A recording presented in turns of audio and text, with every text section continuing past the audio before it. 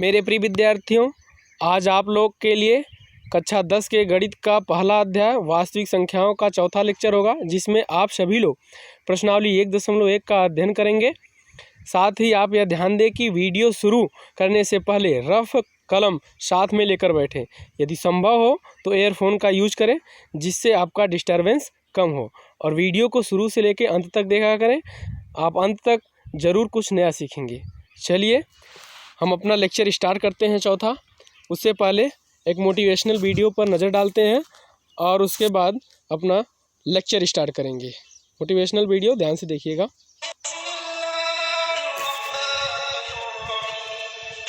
जिद्दी आदमी ने इतिहास रचा है। इतिहास केवल वही आदमी रचता है जिसके मन में कोई जिद आ गई हो। कोई भी व्यक्ति आप देख लीजिए, चाहे लिंकन हो या गांधी हो या टेरेसा हो या बच्चन हो या मंडेला हो या कोई भी हो, एक व्यक्ति इतिहास तभी रचता है जब वो जिद्दी हो जाता है। जिद को बड़ा करना चाहिए, अपनी जिद को बड़ा करो, अपनी जिद को पालो। जिस दिन इतनी हिम्मत आ गई, आप अपनी जिद को पाल के बड़ा कर गए, आपको सफलता के नए रास्ते मिल जाएंगे, और अगर नहीं मिले तो आप खुद नया रास्ता बना देंगे।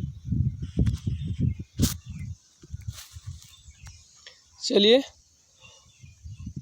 आपने मोटिवेशनल वीडियो देखा, अब चलिए हम अपना लेक्चर स्टार्ट करते हैं।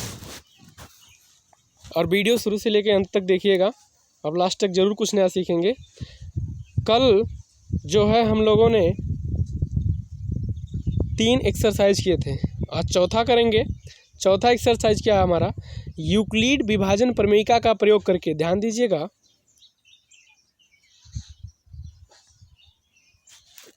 यहाँ पर कह रहा है यूक्लिड विभाजन प्रमेयिका का प्रयोग करके। यूक्लिड विभाजन प्रमेयिका का प्रयोग करके दर्शाइए कि धनात्मक पूर्णांक का वर्ग की बात कर रहा है।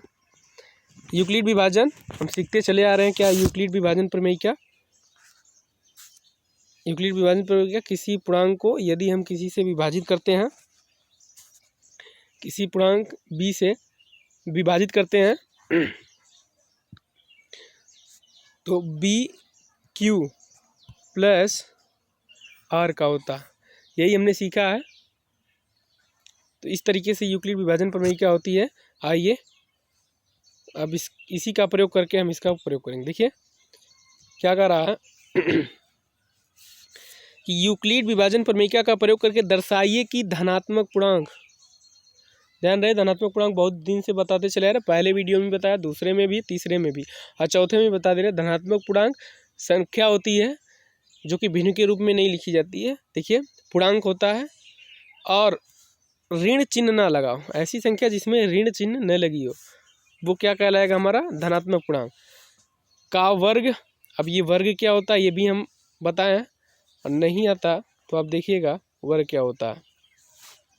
यदि हम किसी भी संख्या, चाहे वो ऋणात्मक हो चाहे वो धनात्मक, उनका आपस में 2 बार गुणा करेंगे। देखिए जैसे हम 2 है हमारे पास, 2 का गुणा हम 2 बार करते हैं, 2 गुणे 2, तो हमें प्राप्त क्या होगा? 4। 3 गुणे 3 हमें प्राप्त क्या होगा? 9। तो किन्हीं 2 संख्याओं का जब हम गुणा कर रहे हैं आपस में, तो देखिए ये हमारा वर्ग निकल, ये होती है वर्ग संख्या। वर्ग संख्या 4, 9, ये सब क्या हमारी वर्ग संख्या है। तो देखिए इसी प्रकार से घन संख्या होती हैं जिनका 3 बार, जैसे 2 गुणे 2। देखिए ऋणात्मक संख्याओं का घन ऋणात्मक आएगा और धनात्मक संख्याओं का घन धनात्मक आएगा। तो इसका क्या हो जाएगा? हमारा 8 हो जाएगा। 3 बार मल्टीप्लाई किया तो हमारा क्या हो गया? 8 हो गया। इसी प्रकार से 3 गुणे 3 गुणे 3, तो ये कितना हो जाएगा? 27। ठीक है ना। इस प्रकार से ये घन हो गया और ये वर्ग हो जाता है। आइए देखते हैं और इसको करने का प्रयास करते हैं। धनात्मक पूर्णांक का वर्ग किसी पूर्णांक m के लिए, फिर से पूर्णांक की बात कर रहा है, m एक पूर्णांक की बात कर रहा है, m पूर्णांक की बात कर रहा है। किसी पूर्णांक m के लिए 3m 3m + 1 के रूप का होता है। यही हमको बताना है। 3m पर 3m + 1 के रूप का होता है। पूर्णांक का वर्ग, कोई भी पूर्णांक संख्या उसका वर्ग जो है वो m पूर्णांक के लिए, किसी पूर्णांक m के लिए, कोई भी पूर्णांक m के लिए 3m या 3m + 1 का रूप का होता है। आइए देखिए, संकेत भी दिया है इसमें लगाने के लिए बुक में, तुम्हारे आपके एनसीईआरटी की बुक में। ये क्या दे रखा है, मान लीजिए x कोई धनात्मक पूर्णांक है, यहाँ x को धनात्मक पूर्णांक मानने की बात कर रहा, तब यह 3q + 1 या 3q + 2 के रूप का लिखा जाएगा। आगे देखते हैं, धनात्मक पूर्णांक हमको क्या मानने के लिए कर रहा है, x मानने के लिए कर रहा है। यदि हम धनात्मक पूर्णांक x मानेंगे तो इसको किस रूप में लिखेंगे, 3q, x एक बार क्या हो जाएगा 3q के रूप में, फिर x क्या हो जाएगा 3q + 1 के रूप में, जो कि कल वाले वीडियो में बहुत अच्छी तरीके से सीखे हैं किस तरीके से ये माना जाता है। ठीक है ना, ये भाज्य होगा तो देखिए इसमें कोई भी शेष नहीं बचेगा, इसमें शेषफल 1 बचेगा, इसमें शेषफल 2 बचेगा। इस तरीके से हम x को पूर्णांक माने हैं। ठीक है ना, आगे देखिएगा, आगे हमारा किया जा सकता है, इनमें से प्रत्येक का वर्ग कीजिए। प्रत्येक का वर्ग करने के लिए कह रहा है x = 3q, x = 3q + 1, x = 3q + 2। प्रत्येक का वर्ग कीजिए और दर्शाइए कि वर्गों को 3m, जो वर्ग है उसको 3m + 1 के रूप में लिखा जा सकता है। जी हाँ, लिखा जा सकता है। चलिए देखिए कैसे लिखा जा सकता है उसको देखते हैं हम। चलिए आइए,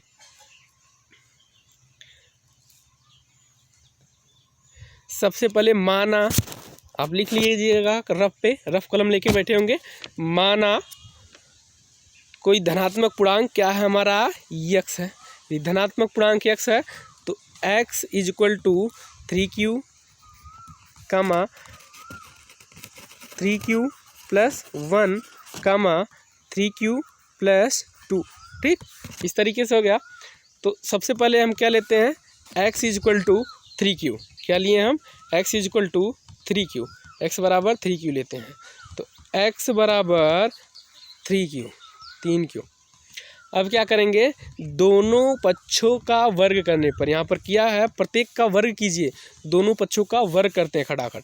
देखिए वर्ग करेंगे तो इधर का वर्ग करेंगे, दोनों पक्षों का वर्ग लिख देंगे यहाँ नीचे, यहाँ जरूर लिखिएगा नीचे, दोनों पक्षों का वर्ग करने पर। तो चलिए वर्ग करते हैं, तो ये कितना हो जाएगा, x² = 3 × 3।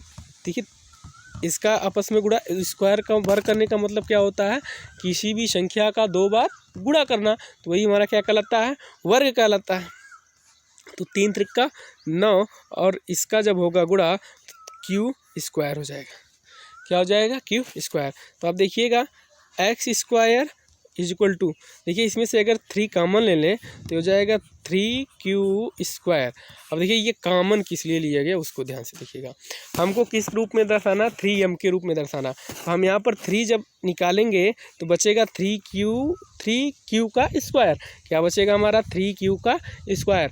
अब इस 3q के स्क्वायर को हम क्या मान लेंगे, m। यही हमारा क्या हो जाएगा, पूर्णांक, किसी पूर्णांक m। तो 3q हमारा क्या हो जाए, 3q² हमारा क्या हो जाएगा, पूर्णांक हो जाएगा। तो हम यहाँ इसको लिख सकते हैं x² = 3m, क्योंकि 3q को हमने माना, यहाँ पर माना m = क्या हो जाएगा, 3q का स्क्वायर। यही हमारा 3q का स्क्वायर का इसमें पूर्णांक है। तो ये समीकरण नंबर क्या हो जाएगा हमारा, 1। तो इसमें हल करने के बाद समझ गए, इसको ध्यान रखिएगा, रफ पे लिखते रहिएगा, ठीक है, और वीडियो बैक करके देख लीजिएगा। तो हमारा क्या मिल गया, x² = 3m, समीकरण नंबर 1 हो गया ना।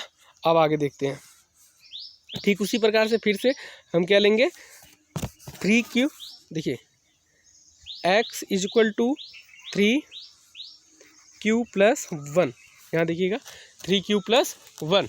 तो अब यहाँ पर फिर से वही काम, दोनों पक्षों का क्या कर देते हैं, वर्ग, क्योंकि हमको वर्ग बताना इसलिए हम दोनों पक्षों का क्या करेंगे, वर्ग। अगर घन बताना होता तो घन, ठीक इसके आगे वाला सवाल लगाएंगे कैसे घन निकालेंगे। देखिए ये हो जाएगा x² = 3q + 1 का होल स्क्वायर, दोनों का वर्ग करना है। तो हो जाएगा x² = 3 का, तो 9q², 9 क्यू स्क्वायर, 3 त्रिका 9 और फिर और उसके बाद यहाँ पर 1। तो फार्मूला आपने ये देखा होगा, a प्लस बी का whole square is equal to होता है a square plus B square plus 2ab। यही फार्मूला होता है हमारा 2ab का। तो ये हो जाएगा 9, इसका स्क्वायर 1 प्लस 2ab, तो 2 तिया 6, 2 तिया 6, 6q स्क्वायर। बात समझ में आई। यहाँ पर क्या हो जाएगा हमारा 6q स्क्वायर और 1 का गुणा होगा तो 1 ही रहेगा। तो इसको देखिए इस प्रकार से हम लिख सकते हैं, जैसे X square is equal to हमारा क्या हो गया, X square is equal to 9q square plus 6q जो कि आया था और प्लस का 1। तो आप यहाँ से देखिए 3 कॉमन ले लीजिए, यहाँ से हम 3 कॉमन ले लेंगे, यहाँ बचेगा 3q का स्क्वायर प्लस 2q और प्लस का 1 एक्स स्क्वायर। तो यहाँ पर देखिए क्या 3 यहाँ पर है, 1 यहाँ पर है, तो इसको हम क्या मान लेंगे, पूर्णांक। तो हमारा जो पूर्णांक m पूर्णांक हो जाएगा वो क्या हो जाएगा 3q स्क्वायर प्लस 2q, ये हमारा m पूर्णांक हो गया। तो इसको हम क्या लिख सकते हैं, इसकी जगह पर m लिख सकते हैं। तो ये हो जाएगा X square is equal to 3m plus 1, समीकरण नंबर 2। तो समीकरण नंबर 1 और समीकरण नंबर 2, इसी प्रकार से हम समीकरण नंबर 3, समीकरण नंबर 4 लिख सकते हैं। अब देखिए ये आपको संशय होगा कि ये किस लिए माना जाता है, हम इसको समझाते हैं, आप समझिएगा ध्यान से।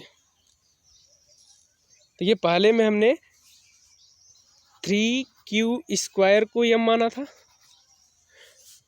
और इसमें हमने 3q स्क्वायर प्लस 2q को m माना दूसरे वाले समीकरण में। तो देखिएगा इसका मतलब क्या होता है, यदि हम q की जगह कोई भी पूर्णांक, धनात्मक पूर्णांक या ऋणात्मक पूर्णांक, क्योंकि वर्ग है तो इसमें कोई फर्क नहीं पड़ता, तो अगर 1 रखते हैं तो ये हमारा आएगा 3, m का मान आएगा 3। ध्यान दीजिएगा हम किस पूर्णांक में लिख रहे हैं, इसको 3m के रूप में लिखे हैं। तो 3m के m का मान हमारा कितना आ गया 3, तो इसको रखेंगे 3 गुणे 3, तो हमारा क्या आएगा 9, जो कि हमारा क्या हो जाएगा, एक वर्ग संख्या होगा। वो किस संख्या, वर्ग संख्या किसका होगा, धनात्मक पूर्णांक m का वर्ग होगा। ठीक है ना। आगे देखिए, यदि हम 2 रखते हैं, कितना रखते हैं, 2 रखते हैं, तो आप देखिएगा 2 रखेंगे तो कितना हो जाएगा 6, सॉरी 6 नहीं होगा, देखिएगा 2 रखेंगे तो 3 गुणे, इसकी जगह पर क्या रखेंगे 2 का स्क्वायर, मतलब कि 4 हो जाएगा, 4 तिया 12 हो गया। अब m का मान कितना आ गया हमारा 12, m का मान कितना आ गया 12। तो 3m की जगह पर यदि 12 रखेंगे तो ध्यान रहे, देखिए 3m है तो m की जगह पर m का मान 12 आया था, तो 3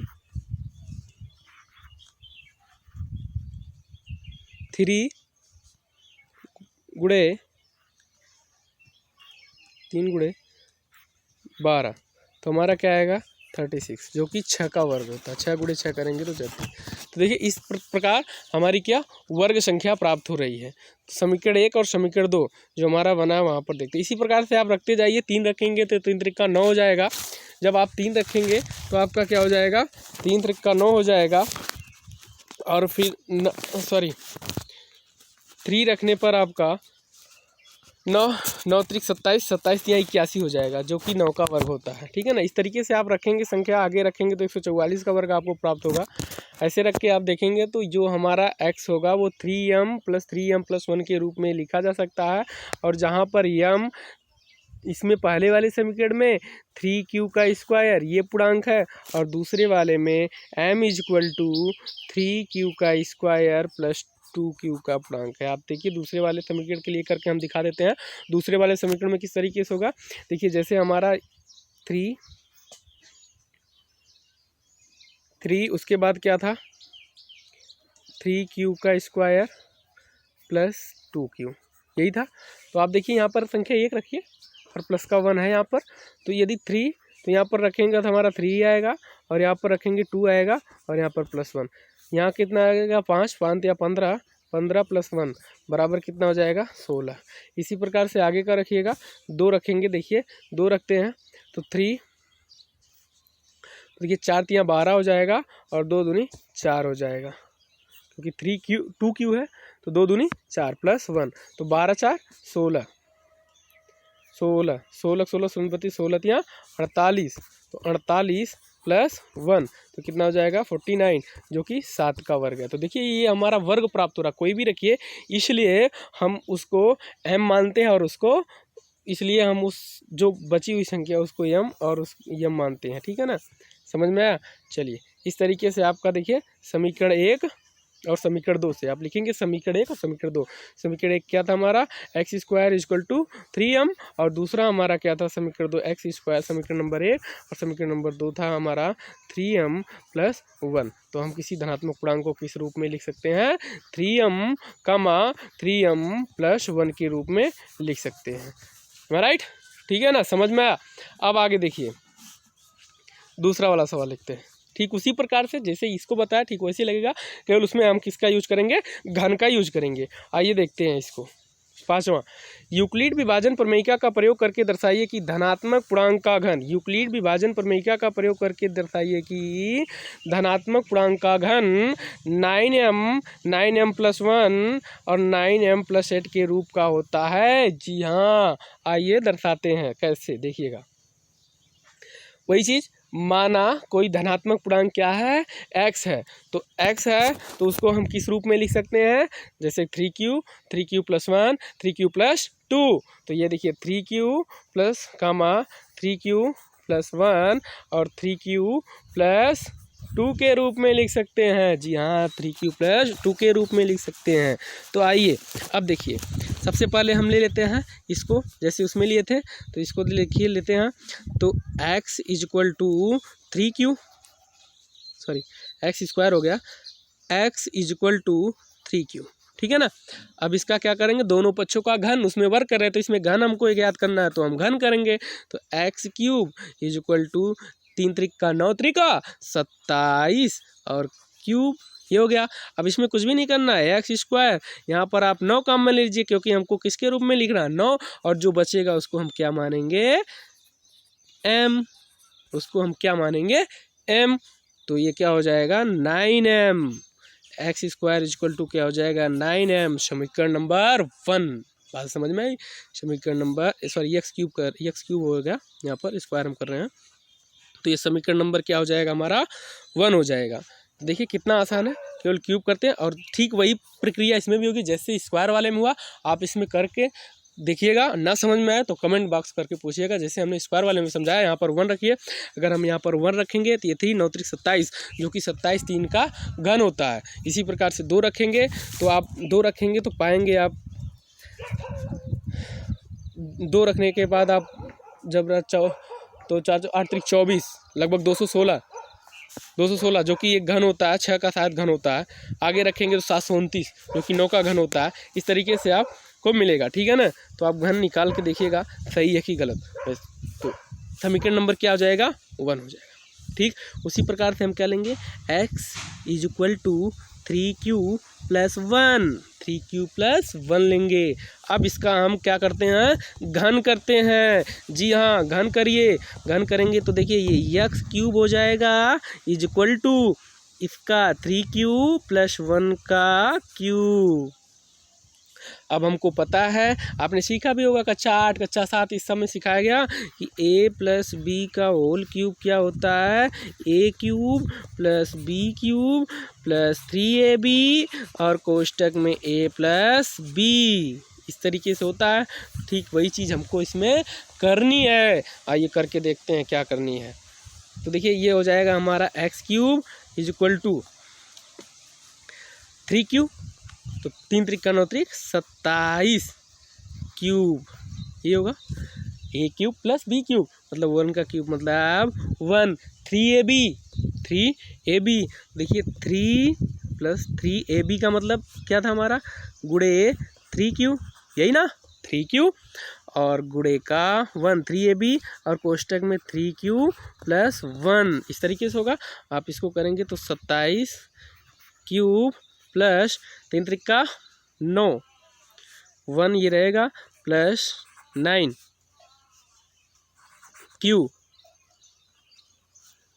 और यहाँ पर 3q प्लस 1 तो इसका अंदर करेंगे तो 27 क्यूब प्लस 1 9 त्रिक 27 यहाँ पर भी प्लस रहेगा 1 रहेगा क्यू स्क्वायर प्लस 9q क्या आएगा हमारा 9q। अब इसको लिख देते हैं असेंडिंग डिसेंडिंग ऑर्डर में। सबसे पहले ये लिखा जाता है घातीय समीकरण, जब हम बताएंगे द्विघात समीकरण कैसे लिखा जाता है उसमें बताएंगे। तो 27q 27q प्लस 27q का स्क्वायर प्लस 9q प्लस 1 इस रूप में हमने इसको लिख दिया, ठीक है ना। आगे देखिए, जब हमने किसके 27x cube square 27 cube plus 27 Q square plus 9q plus 1 के रूप में लिखा, तो यहाँ पर हमको क्या कॉमन लेना 9,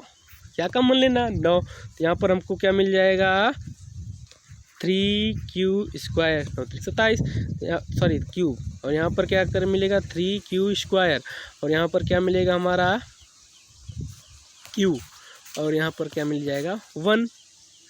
बस अब कुछ नहीं करना, इसको हम क्या मान लेंगे पूरे को यम, जो हमारा ये पूर्णांक हो जाएगा किस पूर्णांक के लिए, इस यम पूर्णांक के लिए, जो हमारा ये हो जाएगा घन हो जाएगा। तो 9m प्लस 1 ओके, तो देखिए 9m प्लस 1 तो x क्यूब हमारा क्या हो जाएगा समीकरण नंबर 2, क्या बन गया हमारा यहाँ पर समीकरण नंबर 2। और क्यों ये पूर्णांक मानते हैं, जस्ट पहले वाले प्रश्न में हमने बताया इसके, आप उसको देखिए और समझ के बैक करके देख लीजिए, ठीक है ना।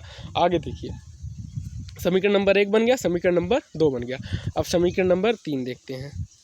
समीकरण नंबर 3 क्या मानेंगे, माना x is equal to 3q plus 2, तो सेम वही तरीका, यहाँ पर जो है हमारा क्या था 1, यहाँ पर देखिए 1 था तो इसलिए यहाँ पर 1 का घन 1 ही होता है।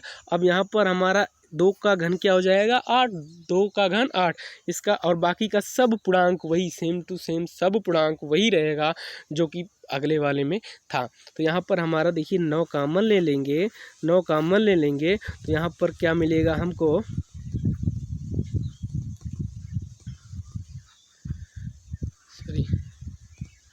यहाँ पर 9 कॉमन ले लेंगे तो ये 3q का क्यूब और प्लस यहाँ पर देखिए कुछ अलग मिलेगा क्योंकि वहाँ पर 1 था, तो 3 दूना 6 6 त्रिक 18, ये 18 आएगा 3 दूना 6। जब 1 प्लस b का होल क्यूब का फार्मूला लगाएंगे, चलिए देखिए लगा के दिखा देते हैं। देखिए x का cube is equal to 3q plus 2 का होल क्यूब, तो यहाँ पर जब लगाएंगे तो 3q का होल क्यूब इज प्लस यहाँ इसका करेंगे b क्यूब का मतलब 8 2 दूनी 4 दूनी 8 प्लस 2 3 त्रिक का 9 दूनी 18 18 क्यू, और यहाँ पर क्या हो जाएगा तुम्हारा 3q प्लस 2, ठीक है ना। तो देखिए यहाँ पर 27 रहेगा 27 क्यूब प्लस इसको लेके आएंगे, तो यहाँ से जब हम 9 कॉमन लेंगे, देखिए यहाँ से सीधा 9 कॉमन लेंगे तो देखिए 18 3 54 9 6 54 तो 6 बचेगा यहाँ पर 2 3 6, तो डायरेक्ट हम यहाँ से अब 9 कॉमन लेके यहीं से दिखा दे रहे हैं। अब आगे तो आपको समझ में आ ही गया होगा, यहाँ से हम 9 कॉमन लेंगे तो हमारा क्या बचेगा 3q, ठीक है ना, प्लस यहाँ से लेंगे तो 6q और प्लस यहाँ से लेंगे 18 दूनी 36, तो 9 कॉमन सीधा ले लेते हैं, यहाँ तो बचेगा 4q, क्या बचेगा 4q। देखिए 6q 3 यहाँ पर स्क्वायर बचे, सॉरी 3q का क्यूब 6q का स्क्वायर प्लस 4q, क्योंकि यहाँ पर जब जाएंगे तो 9 यहाँ से कॉमन ले लेंगे तो 9 दूनी 18 2 बचेगा, यहाँ पर 6 कर देगा, यहाँ पर 4 कर देगा, तो ये यहाँ पर बचेगा 4q, ठीक, और प्लस का ये वाला चीज़ हमको बचा है 8, ठीक है ना। तो इस तरीके से हमारा देखिए क्या बचा है X cube is equal to 9 3 cube plus 6 Q square plus 4 Q plus 8। तो इसको हम क्या मान लेंगे, m। इसको हम मान लेंगे m। तो X cube is equal to 9m plus 8, समीकरण नंबर 3। तो बस कुछ भी नहीं करना, समीकरण नंबर 1, समीकरण नंबर 2, समीकरण नंबर 3 से। तो समीकरण नंबर 1 हमारा क्या था, X cube is equal to 3m। समीकरण नंबर 2 क्या था, X cube is equal to 3m plus 1। समीकरण नंबर 3 क्या था, X cube is equal to 3m plus 8। समीकरण नंबर 1, समीकरण नंबर 2 और समीकरण नंबर 3। तो यहाँ से देखिए हमारा समीकरण 1, समीकरण 2, समीकरण 3, समीकरण 1 और समीकरण 2, 3 से लिख सकते हैं कि हम पूर्णांक को क्या लिख सकते हैं, 3m कामा 3m प्लस 1 कामा 3m करें, 9 था उसमें जो पीछे था, उसको समझ लीजिए वो 9m था ना कि 3m था। ठीक है ना, आगे के वीडियो में थोड़ी सी गलती हो गई, उसको ध्यान से देखिएगा। ठीक है ना, बोला सही गया, लिखा गलत गया है, तो आप देख लीजिएगा। और 9m प्लस 8 इस रूप में हमको समीकरण 1, समीकरण 2, समीकरण 3 से मिलेगा। ठीक है ना, ओके। अब देखिए इस तरीके से हमारी प्रश्नावली 1.1 खत्म होती है। आगे देखते हैं, आगे कुछ एक्स्ट्रा पढ़ते हैं। ठीक है ना, तो चलिए अब देखिए हमको क्या पढ़ना है। आपको यदि कहीं पर समझ में ना आया हो तो उसको कमेंट बॉक्स में आप पूछ सकते हैं। अब देखिए आगे हम क्या पढ़ेंगे, अंगगणितीय की आधारभूत प्रमेय। आप पिछली कक्षाओं में देख चुके हैं कि किसी भी प्राकृतिक संख्या को उसके अभाज्य गुणनखंडों के एक गुणनफल के रूप में लिखा जा सकता है। ध्यान दीजिए, किसी भी प्राकृतिक संख्या को, आपको प्राकृतिक संख्या के बारे में भी बता देते हैं। प्राकृतिक संख्या सब जानते हैं, चलो प्राकृतिक संख्या क्या होती है, जैसे 1 2 3 4 5 6 7, कोई भी जो इस तरीके से संख्या लिखी जाए 1 से लेके 9 तक या .100 अनंत तक जो भी लिखी जाती हैं वो हमारी क्या कहलाती हैं, नेचुरल नंबर, प्राकृतिक संख्या। तो प्राकृतिक संख्या को उसके अभाज्य गुणनखंडों के एक गुणनफल के रूप में लिखा जाता है। आइए देखिए समझाते हैं। अभाज्य गुणनफल, प्राइम नंबर जिसे कहते हैं, अभाज्य गुणनखंड जिसको विभाजित नहीं किया जा सकता है। तो जैसे हमारा 6 हो गया, 6 का अभाज्य गुणनखंड क्या होगा, 3 गुणे 3। तो 3 को किसी से डिवाइड, ये प्राइम नंबर जिसे कहते हैं। और एक को प्राइम नंबर होता है सह अभाज्य संख्या। सह अभाज्य संख्या क्या होती है, जिसका महत्तम समापवर्तक हमेशा क्या हो, 1 हो। तो देखिए इसमें ना तो सम ना तो विषम। जैसे हम यहाँ पर 6 मान लें और यहाँ पर मान लें 7 है, तो देखिए ये हमारी सह अभाज्य संख्या है। इसका जो HCF है 1 है। आप यहाँ पर 9 मानिए और यहाँ पर आप मान लीजिए 9 मानने के बाद 23 मान लीजिए, तो इसका भी ये भी सह अभाज्य संख्या है जिसका HCF हमेशा क्या है, 1 है। HCF महत्तम समापवर्तक 1 आना चाहिए, वह हमारी सह अभाज्य संख्या को प्राइम नंबर होता है। तो आइए देखते हैं प्राइम नंबर। तो इस प्रकार जैसे हमको 12 मिल गया, तो 12 को 2 गुणे 2 गुणे 3, ये देखिए प्राइम नंबर 2 भी सबसे छोटी सम अभाज्य संख्या है 2। तो इस प्रकार से गुणनखंडों के रूप में लिखा जाता है। जैसे यहाँ पर देखिए उदाहरण में 2 को 2, 4 को 2 गुणे 2, देखिए 253 को लिखा गया 11 गुणे 23। ये 11 भी हमारी क्या है, अभाज्य संख्या है। 23 भी हमारी क्या है, अभाज्य संख्या है। अभाज्य संख्या को लिखना हमने बताया है किस तरीके से आप लिखते हैं, ठीक है ना, क्लास में इत्यादि। अब आइए प्राकृतिक संख्याओं को एक अन्य दृष्टिकोण से विचार करने का प्रयत्न करें। अर्थात ये देखें कि अभाज्य संख्याओं को गुणा करके अब यह देखें कि अभाज्य संख्याओं का गुणा करके एक प्राकृतिक संख्या प्राप्त की, आगे देखते हैं, प्राकृतिक संख्या प्राप्त की जा सकती है।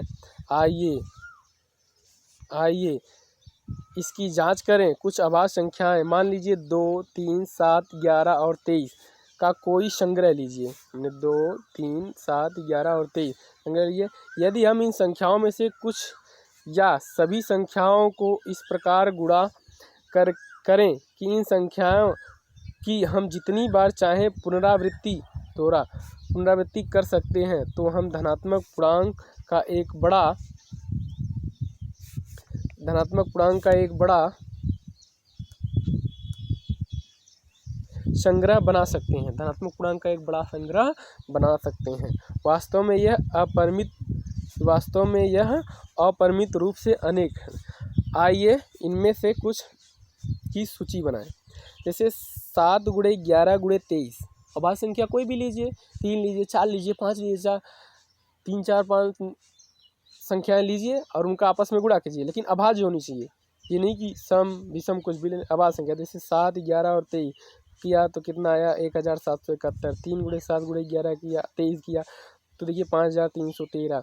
2 × 7 × 7 11 23 किया तो 10626।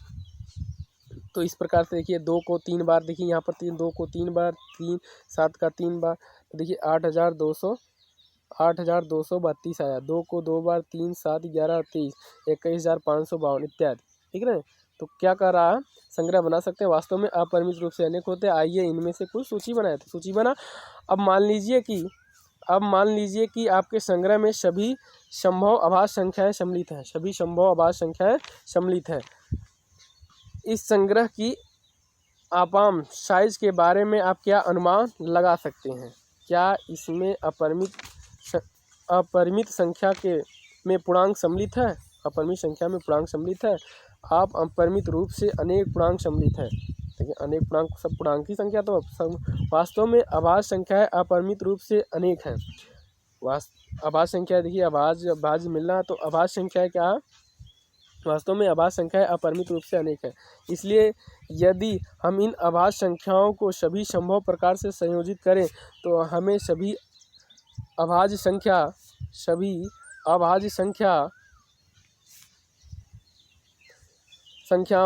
और अभाज्य संख्याओं के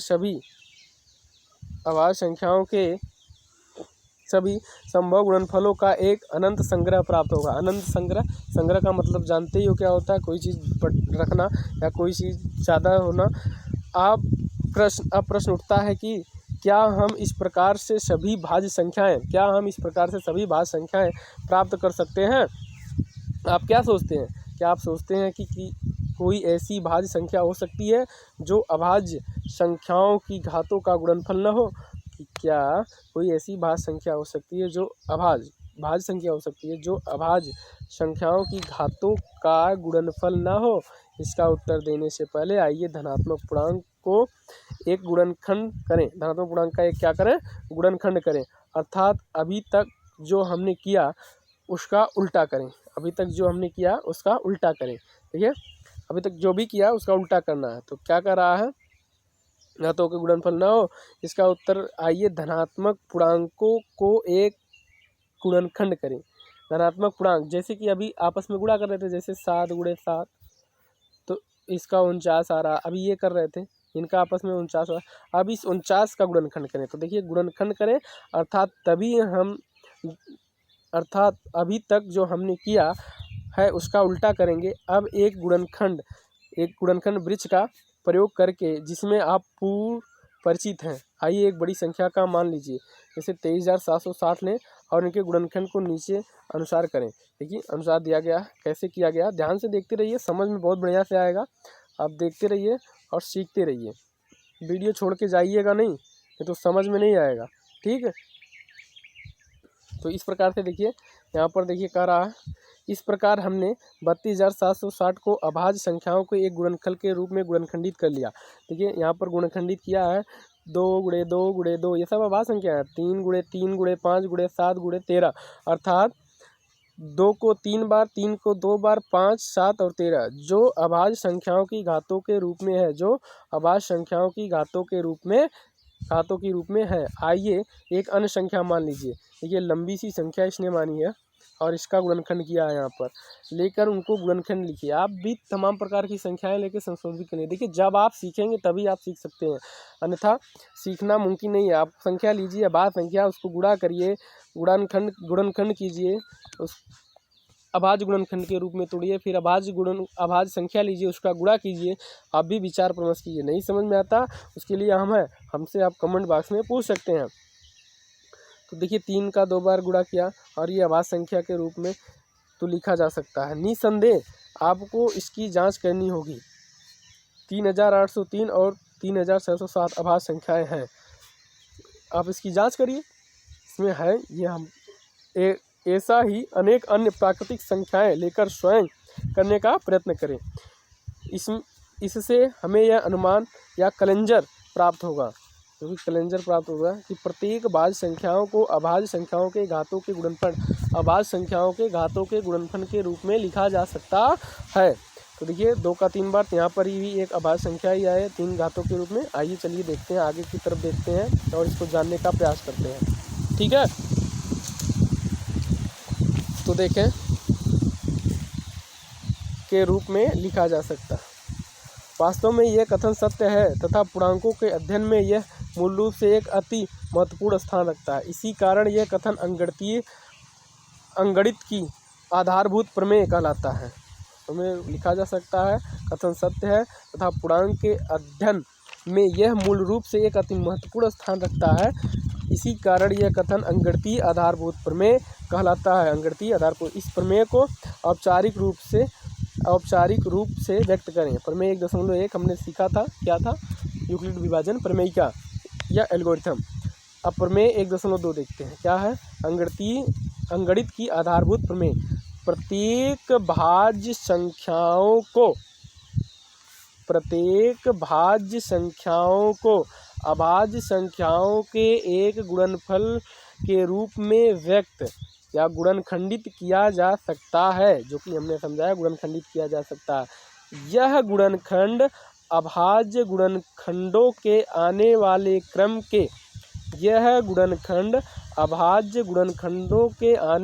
क्रम के बिना अद्वितीय होता है। ठीक है ना? इसके जब तक कोई अन्य गुणनखंड नहीं होता तब तक यह क्या होता है? अद्वितीय, इनके अलावा कोई अन्य नहीं होता है। ठीक है ना? अंगणितीय आधारभूत प्रमेय के रूप में विख्यात होने पर पहले प्रमेय 1.2 की संभाव्यता सर्वप्रथम वर्णन यूक्लिड के, देखिए प्रमेय 1.1 प्रमेय 1.2 को जानिए, क्योंकि प्रमेय से ही बोर्ड बनाता है सवाल। ये नहीं कि जहीं से सवाल उठाया बना दिया, प्रमेय को पढ़ता है, इससे वो क्या सीखा है, इस तरीके से बोर्ड जो है वो क्वेश्चन का निर्माण करता है। तो आप प्रमेय जानिए। प्रमेय प्रत्येक भाज्य संख्या हमने बताया है, भाज्य संख्या को अभाज्य संख्याओं के गुणनफल, क्योंकि जब भी उसे विभाजित किया जाएगा, आपने लघुत्तम निकालना सीखा, एचसीएफ निकालना सीखा, इसको काटे हैं तो हमेशा अभाज्य संख्या 2, 3, 4, 2, 3, 5, 7, 9, 2, 9, 11, 13 ऐसे ही करके, ठीक है ना, आप काटते हैं तो वो अभाज्य संख्या 9 जो है अभाज्य संख्या नहीं है, आप काटते हैं तो वो क्या हमसे अभाज्य संख्याओं के रूप में व्यक्त होता है। चलिए आगे हम करके और देखते हैं और समझने का प्रयास करते हैं। वीडियो ज़्यादा लंबा हो रहा है, देखते रहिए। फिर कह रहा है एलिमेंट्स की पुस्तक 9th के मध्य 14 के रूप में हुआ था, परंतु इसकी सबसे पहली उत्पत्ति कार्ल फ्रेडरिक गास ने अपनी कृति विसर अरिथोमेटिकी में दी। कार्ल फ्रेडरिक गास को प्रायः गणितज्ञों का राजकुमार कहा जाता है तथा उनका नाम सभी समयकालों के 3 महानतम गणितज्ञों में लिया जाता है। इसमें आर्किमिडीज और न्यूटन भी सम्मिलित है। उनका गणित और विज्ञान दोनों में मौलिक योगदान रहा है। अंगणितीय आधारभूत प्रमेय कहते हैं प्रत्येक भाज्य संख्या अभाज्य संख्याओं के एक गुणनफल के रूप में गुणनखंडित होता है, जो कि हमने प्रमेय पढ़ा है। हो सकती है वास्तव में यह और कुछ कहती है, वास्तव में यह और भी कुछ कहती है। यह कहती है कि एक दी हुई भाज्य संख्या को अभाज्य संख्याओं के एक गुणनफल के रूप में बिना यह ध्यान दिए भी अभाज्य संख्याएं किस क्रम में आ रही हैं कार्ल फ्रेडरिक गास का ये फोटो है, देखिएगा।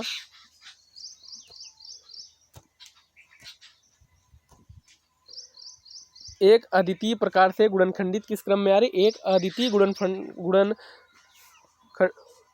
प्रकार से गुणनखंडित किया जा सकता है,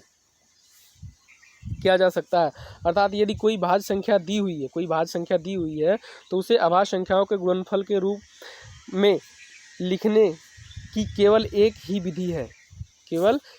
विधि है, जब तक कि हम अभाज्य संख्याओं को आने वाले क्रम पर कोई विचार नहीं करते,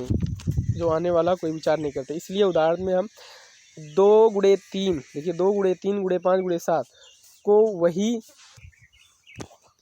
वही मानते हैं जो 3 × 5 × 7 × 2, 3 × 5 × 7 × 2, या तो उल्टा या तो सीधा, देखिए माना जा सकता है। इस प्रकार उन्हीं अभाज्य संख्याओं के गुणनफल के किसी अन्य क्रम को भी 2 × 3 × 5 × 7 जैसा ही मानेंगे, अर्थात तथ्य को निम्नलिखित रूप से भी व्यक्त किया जा सकता है।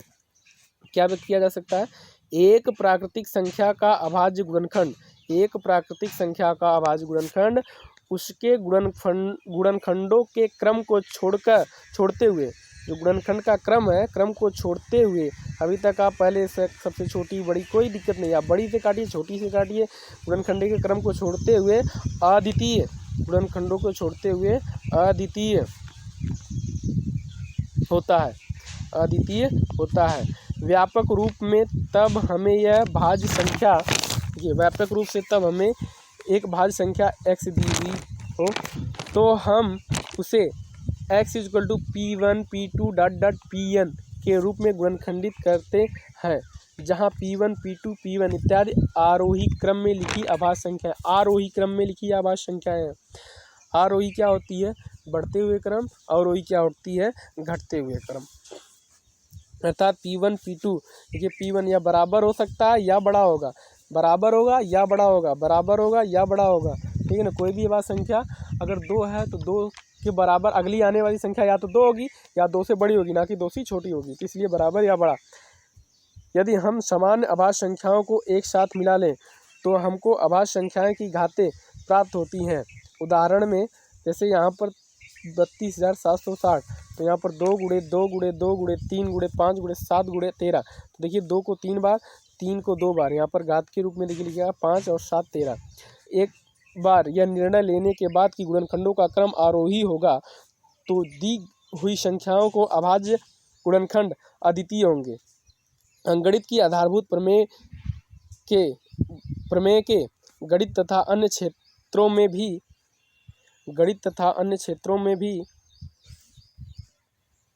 अनेक अनुप्रयोग हैं। आइए इनके कुछ उदाहरण को देखें। तो आप देखिए कुछ उदाहरण इनके यहाँ पर हैं, उनको देखते हैं। उदाहरण देखिए, उदाहरण नंबर 5, संख्याओं 4n पर विचार कीजिए, जहाँ n एक प्राकृतिक संख्या है। क्या करा? प्राकृतिक संख्या है। जांच कीजिए कि n का कोई ऐसा मान है जिसके लिए 4n अंक 0 पर समाप्त होता है। चलिए जांच करते हैं। यदि किसी n के लिए संख्या 4n 0 पर समाप्त होगी तो वह 5 से विभाजित होगी। यदि किसी n के लिए संख्या 4n पर, जैसे कोई संख्या 4 चौक 16, 4n, तो क्या करा? 4n पर विचार कीजिए, n एक प्राकृतिक संख्या। जांच कीजिए कि n का कोई ऐसा मान है जिसके लिए 4 0 पर, तो यहाँ पर क्या है, तो 0 पर समाप्त होगी वह संख्या 5 से विभाजित होगी। इस 4 चौक 16, अगर वो 0 पर विभाजित हो रही है तो वो किससे विभाजित होगी? 5 से विभाजित होगी। अर्थात 4n के अभाज्य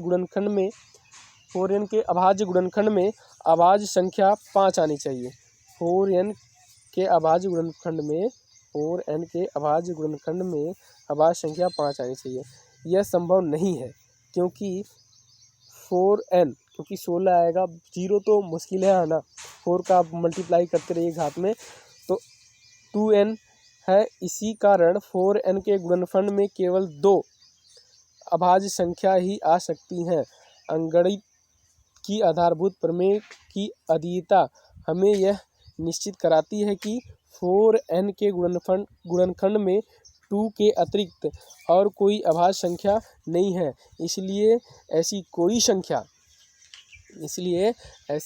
संख्या n नहीं है जिसके लिए 4n अंक 0 पर समाप्त हो।